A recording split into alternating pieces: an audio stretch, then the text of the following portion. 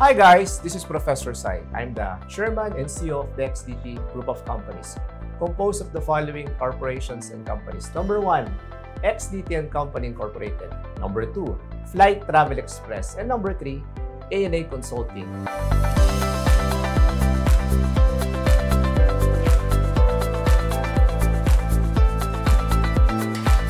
Our vision is to become the preferred global business solutions partner of micro, small, and medium enterprises, including professionals such as financial advisors, brokers, salespersons, and even freelancers.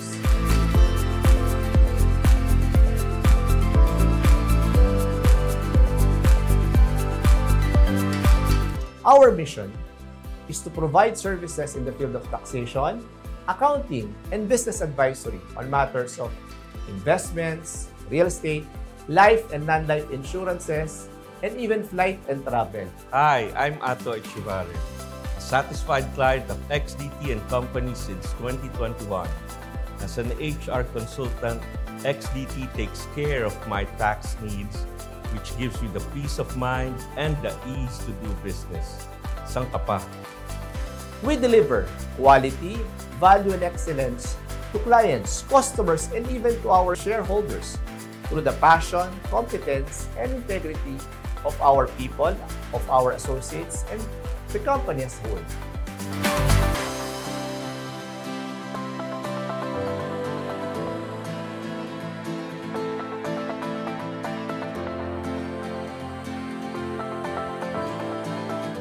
Here at XDT, we help you grow your business.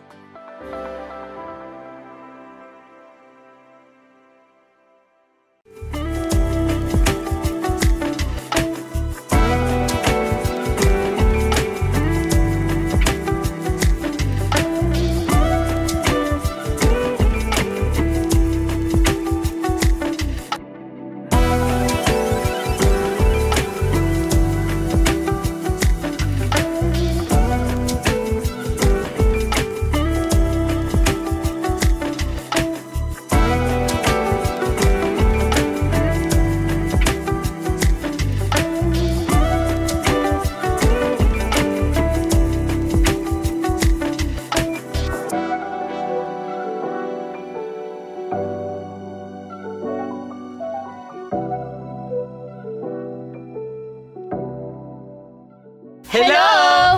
Welcome and mabuhay! Kumusta ka, VJ Mark? Ito, okay pa. Yes, panibagong segment na naman to na papatungkol sa home. Excited na ako. Yes, kumusta, Mr. Jericho? Okay naman. Thank you ulit sa pag-invite sa akin dito sa Coffee House. Kayo, kamusta na kayo? Yes, okay lang kami.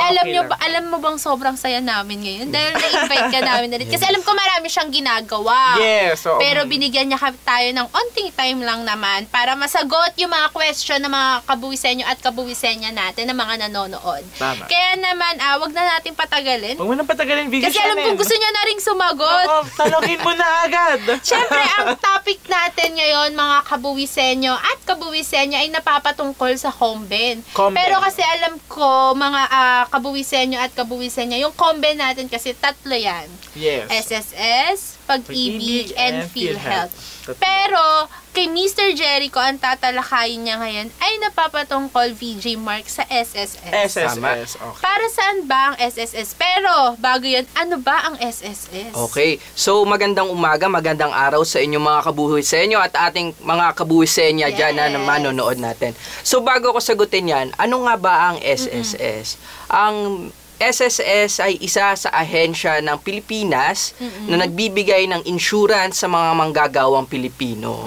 So, ayun nung ang kanilang ginagawa. Yun lang pala yung Nagbibigay ng insurance, sa ating mga empleyado at manggagawa sa Pilipinas. Yes, at hindi lang yon, nag-o-offer din sila ng mga iba't ibang benefits tulad ng loan benefits, maternity benefits, calamity benefits or calamity loans at iba pa. Madami pa tayo pwedeng pag-usapan dyan. Pero sa mga kabuwisenyo at kabuwisenyo natin dyan, kung gusto nyo malaman yung mga napapatungkol sa mga loans, sa mga maternity, ganyan, i-comment nyo lang or kaya i-reach out nyo lang si Mr. Jericho regarding sa mga katanungan nyo kasi alam ko, limit lang yung i-discuss natin ngayon. Yes, limit. Pero madadagdagan yung kaalaman nyo dito. So, Mr. Jericho, gusto ko lang din itanong, sino ba yung mga required para mag-contribute sa SSS? Tsaka how much yung pwedeng i-contribute ng employers? Okay. So, bali, ang mga required na mag-contribute sa SSS ay ang mga employer. So, mandated na Pilipinas na mag-contribute tayo sa SSS at ang mga employer, bali, ang contribution dito ay nahahati sa dalawa.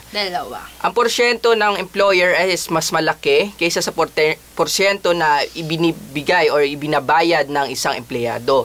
Nakabase naman po ang percentage na binabawas sa empleyado sa kanyang sahod. Okay. So, clear yun, kabuwisan niya.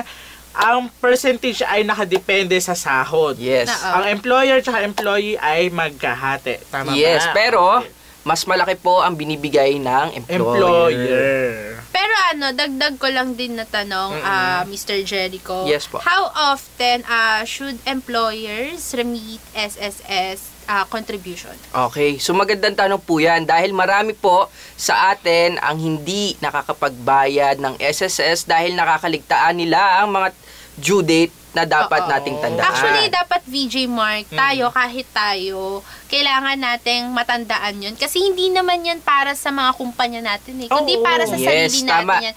Tayo yung magbe-benefits niyan, mga kabuwisenyo at kabuwisenyo. Kaya dapat nating tatandaan yung mga due date na dapat yung mga nating bayaran.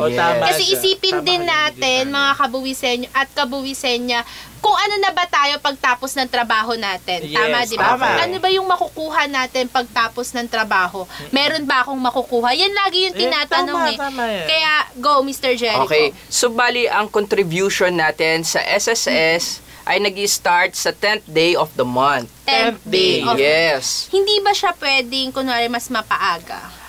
Bali, ang pagbabayad ng SSS contribution is nagsisimula sa 10th day of the month kasi ayun po yung pinaka-refresh time.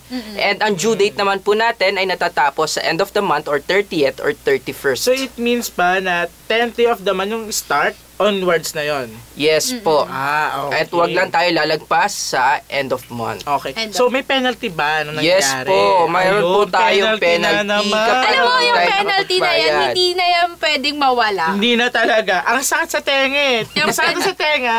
Masakit pa sa bulsa. Yes, tama ka dyan. Kaya naman, Mr. Jericho, additional question lang. What happens if an employer fails to remit SSS contribution on time? Okay, so yun, tulad po na sabi ko kanina, kapag hindi po tayo nakapagbayad ng ating SSS contribution on time or sa ating due date na end of the month, ay magkakaroon po tayo ng penalty. Penalty. Again, penalty. Yung word na penalty, diba? Yes. po. So, pero yung XDT ba, nagbibigay ng ganong serbisyo? Yes po. Bali sa XDT, nag-o-offer po kami ng service na kung ayaw nyo na po ng sakit sa ulo, na may iniisip na deadline, nandito po kami. Wow! Pero alam mo, VJ Mark, kumpleto sa XDT, no? Kumpleto, hindi ka alam. mahihirapan. Yes. Kumbaga kasi ako, gusto ko magbabayad na lang ako. Ganon Parang, saan ba ako? Sino ba yung pwede kong hingian ng tulong? Ganon, diba? Ganon yung parang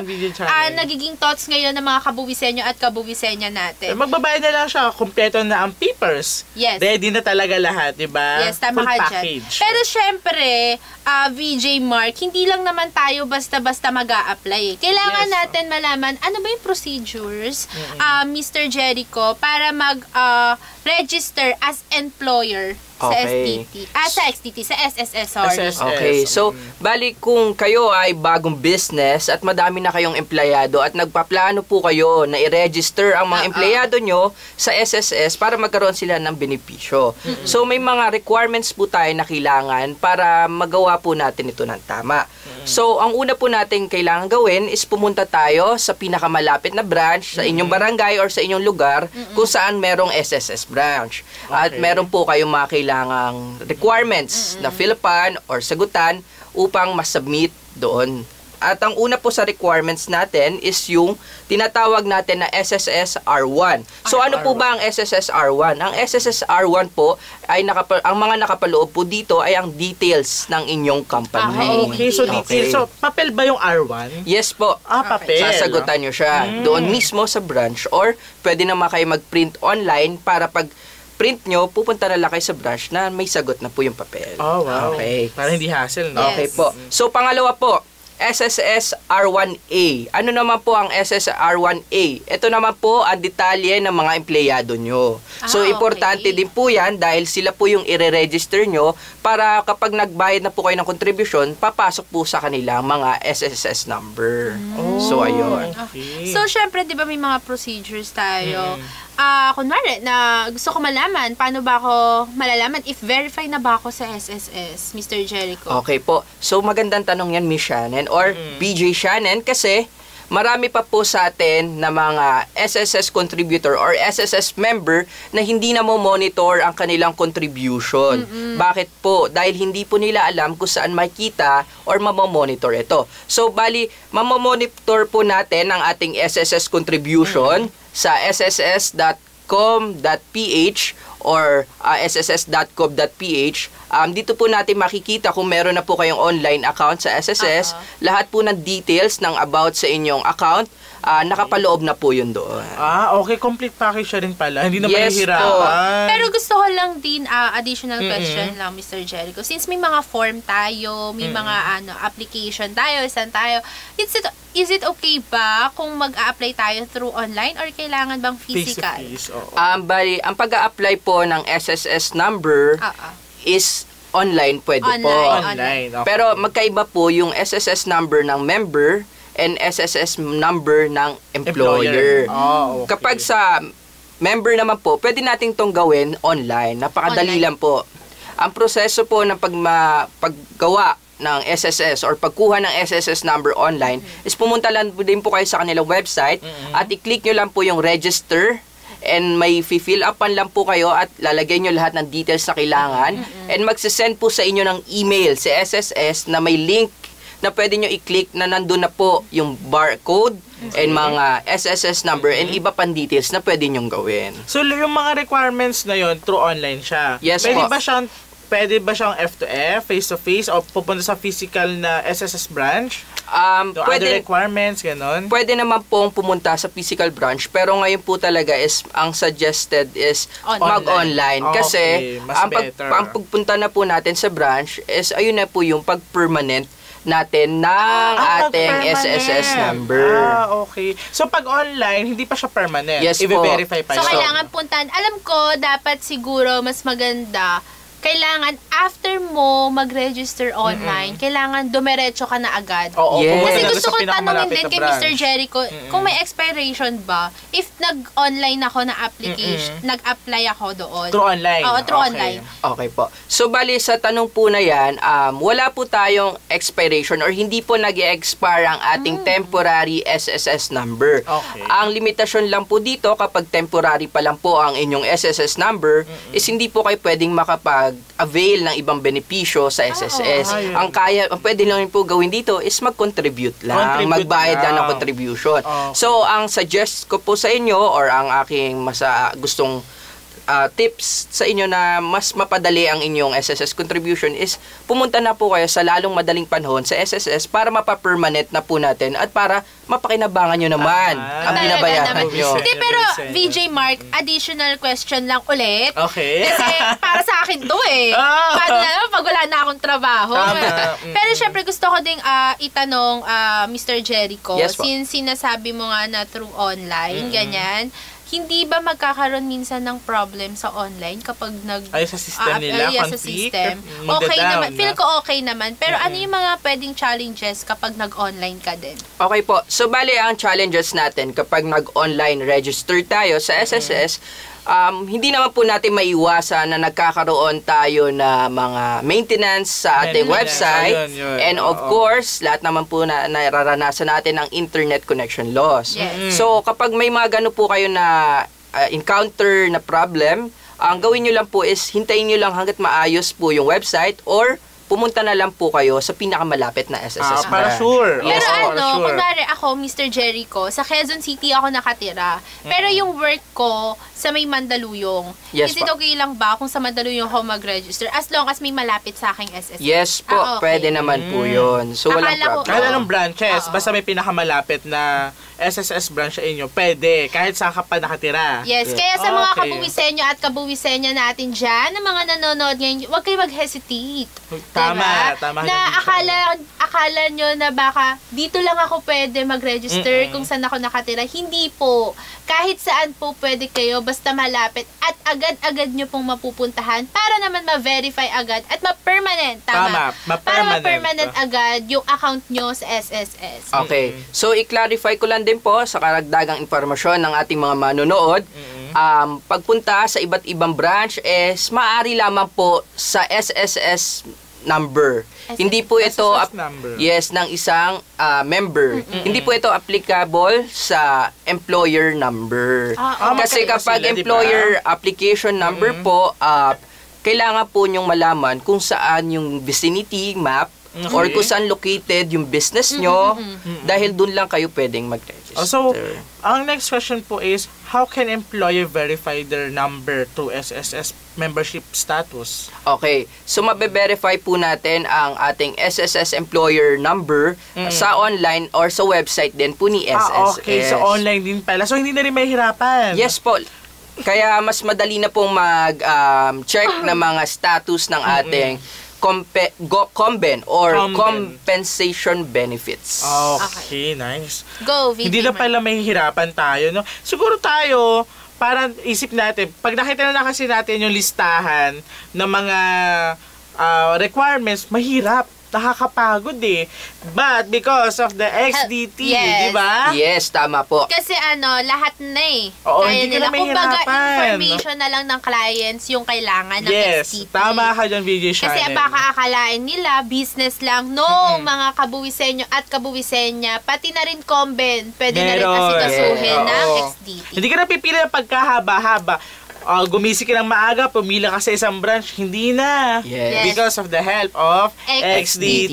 Kami na po bahala, pumila Okay. or mag-ayos lahat ng mga kailangang ayusin sa inyong COMBEN. Kumbaga sa XDT, mapapadali yung Oo, buhay. mapapadali yung buhay. Mapapadali yung mga kailangan. Kasi nga, time is gold. Yes. Yes, Mahalaga bongga. ang bawat minuto at oras. Yes. May katanungan ka pa ba? Wala na po, VJ Shannon. Ikaw, Mr. Jericho, baka may karagdagang information ka pa na pwedeng ibigay sa mga kabuwisenyo at kabuwisenya natin ngayon. Okay po. So, ang karagdagang informasyon na mabibigay ko sa inyo is maaari nyong malaman kung ano dapat ang inyong contribution status sa SSS para malaman nyo kung ano na yung mga benepisyo na pwede nyo ma-avail sa kanila. Yes. Ito po ay isa sa ating parte ng pagtatrabaho, kung ano po ang mga dapat nating malaman ukol dito sa ating SSS benefits. So, dapat kompleto ang benepisyo ng bawat Yes. manggagawang Pilipino sa Pilipinas. Ang Dapat alam nyo bongga! yan. Diba? Yes! Kasi hindi, tsaka lagi nyong iisipin mga kabuwisenyo at kabuwisenya, gaya nga ng sinasabi ko kanina, na isipin nyo kung ano na ba kayo pagdating ng mga ilang taon. Yes. Kasi Kung may- pinaghirapan nyo yan eh. Yes, tama ka dyan, VJ Mark. Lagi nyo ding iisipin kung may matatanggap ba ako pag wala na akong trabaho. Tama. 'Di ba? Oo. Kasi yun yung pinaka-importante doon, na nagtrabaho ka ng matagal. Tama. Pero baka wala akong makuha, ganyan. Dapat may get back ka Yes. sa sarili Oo. mo. Kumbaga, yun yung magiging souvenir mo pagtapos Oo, mo magtrabaho. tama. Tama ba? Tama. Kaya nga, wag na natin bang pahabain to kasi alam ko mga kabuwisenyo at kabuwisenyo, nabitin na naman Nabitin kayo. na naman kayo. Kaya syempre, may mga susunod na segment na naman kami. At syempre, tatalakayin namin ang susunod na Comben naman na pagdating sa PhilHealth or PhilHealth pag-ibig. at pag-ibig. Oo, Yes. tama. Sa SSS, marami tayong katanungan na dapat sagutin Oo, dyan. marami. Pero, Kasi- yes, sige, Mr. Kasi napaka-importante nito bilang isang manggagawang Pilipino. Yes, Dahil oo. lahat ng mga pinaghihirapan Yes. natin is dito din natin makikita or Dapat maibalik ng mararamdaman. Oo, maayos. tama. Yes. Kaya naman, Mr. Jericho, baka sakaling may mga gustong tumawag o may mga gustong magtanong o gustong magpatulong regarding sa mga SSS yan, saan kanila pwede tawagan? Okay po. So, mga kabuwisenyo at ating mga kabuwisenya na nanonood ngayon, maaari nyo pong malaman ang aming contact information dito sa baba at pwede nyo din pong hanapin ang aming FB page na XDT and Company.inc or Inc. and aming website na xdtandcompanyinc.com. Okay. So, yun po. Doon nyo makikita ang mga details or kung may mga karagdagan kayong katanungan ukol dito sa SSS compensation benefits, maaari nyo lang kaming message dyan. Wow! Yes, ang Kompleto. bongga. Kaya maraming salamat, Mr. Jericho. Thank you din po. Ulit. At sa uulitin ulit. At sa uulitin. Kaya naman mga kabuwisenya at kabuwisenya, kung may mga gusto pa kayong itanong, may mga gusto pa kayong i-clarify sa amin, huwag nyo kalimutang mag-comment lagi. Comment down below. Sa baba, para naman sa mga susunod na segment namin, ay masabi namin o masagot namin yung mga katanungan nyo. Agad-agad. Yes. Kasi dito naman sa Coffee House Chat Behind the Notes, marami kayong matututunan at madadagdagan ng inyong kaalaman. Kaya naman, I'm your VJ Shannon. And I'm your VJ Mark. And we are Coffee House Chat Behind the Notes. Leading with purpose, guided with values. Yes, thank you so much. Yung mga SSS nyo, okay na. Okay na. Dapat malaman.